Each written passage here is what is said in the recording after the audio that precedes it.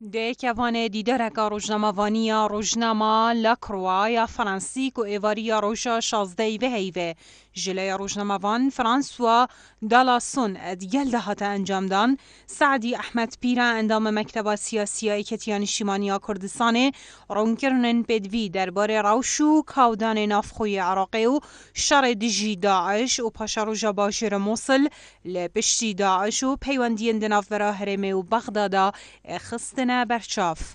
درباره پیوندین دناورا هرمه و بغداد راگهاند زیدباری هبون آریشان دناورا هر دولادا لی هفبند دیگا تمام هیا دشار موصل دا لناف برا هیزن پیشمرگه یو سپای عراقی دا. ادگلوی چند جی دیدار و کمبونن دو قلی و چند قلید بردامن بو گهشتن به انجام که هر دولا به رازی بگد.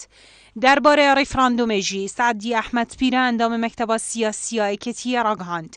ریفراندوم مافک سروشتی هر گلکیه دا کو پاشا روژا خود دیار بگد. بوه چند جی به آشکرایی مدانستاندن گل پتریا هیزن سیاسیین عراقی و برپرسن بلندین عراق فیدرال گریه. امجوه چند جی تگهشتینه کل سر آست جهان جی تگهشتنه تمام هیا السر هندک و گل کرد ماف بریاردان لسر چارنویس خو هیا و ملتک بدویه بهتا پارستن. چونکی ایکاج چار نتوین مازنن روشالاتان آوین وش بتریا مافن خوهاتیه به بهر کرن. گودجی دوید دستکاری رکفتنا ساکس بیکو بهتا کرن و آوایی که داد پروارانه تر نقشه دوره بهتا دارشتن. هرواسان سعدی پیره بر سوا چندین پسیاراندا درباره پاشا روژا عراقی و سوریا و پیگوژیانه لدوره و رونکرنن بدوی خستنا برچاف.